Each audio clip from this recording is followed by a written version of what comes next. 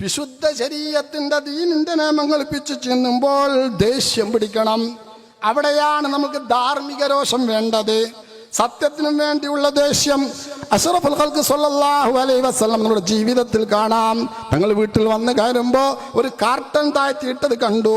സഹബത്തൻലി ആയിഷ ബീവി റളിയല്ലാഹു അൻഹ പറയുന്നു, ഞാൻ റൂമിന്റെ മുന്നിൽ ഒരു കർട്ടൻ താഴ്ത്തിയിട്ടു ഫീ തമാതീൽ, ജീവിയുടെ രൂപമുണ്ട്, ജീവിയുടെ രൂപമുണ്ട്.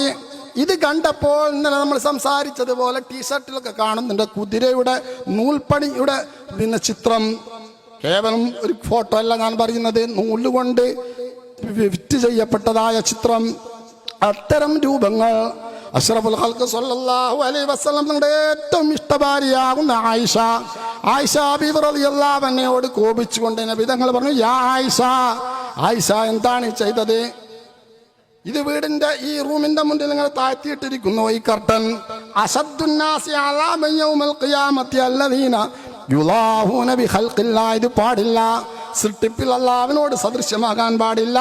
ജീവിയുടെ രൂപം ഇവിധം നിർമ്മിച്ച് ഇവിധം തൂക്കിയിടാൻ പാടില്ല. നിഷിദ്ധമാണ്, വൻദോഷമാണ്. 4 മദ്ഹബിന്റെയും ഇജ്മാഅൻ.